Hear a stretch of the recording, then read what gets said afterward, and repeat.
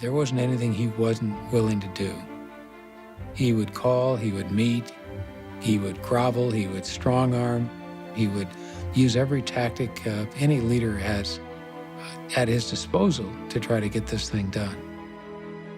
But the days when a president could command votes, even from members of his own party, were long over. Bill Clinton was used to Arkansas. You know, he knew the good old boys. He knew who he had to go to. He could walk on the floor of the legislature and basically, you know, with a smile and a pat in the back, he could get any vote he wanted. That wasn't true here in Washington.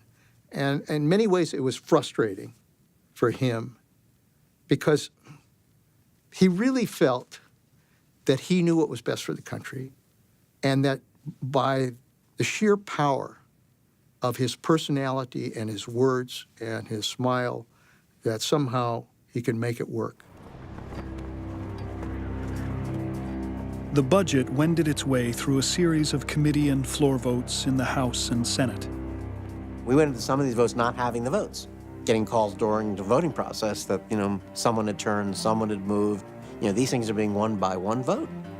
I mean, imagine that. I mean, this is the budget. This is like his entire presidency goes down if he fails. And, you know, you're up, you know, to one vote on, you know, each time. In early August, the final budget bill reached the floor of the House. With the vote still in doubt, all eyes turned to a freshman Democrat from an historically Republican district, Marjorie Margulies Mezvinsky. We had her down as voting yes, and she votes no early on. And so we said, go in there, find out what the hell's going on, try to turn her vote around. First of all, I mean, as a former member, if you're going to vote against the leadership, vote and get the hell out of there. She didn't do that. She stayed there. So suddenly these guys are all pouring on her, and she's standing there, and they're saying, come on, you got to change your vote. This is important to the administration.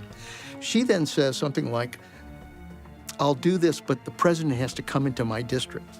So they call me back in the office and they say, will the president come into her district to do so? And I said, absolutely. Whatever it takes, we're going to do it. With the vote and his presidency on the line, Clinton paced nervously in a small office in the West Wing. We're all crowded around this little television set, really with quite a high level of uncertainty. Finally, Mezvinsky cast her vote yes, and the budget passed.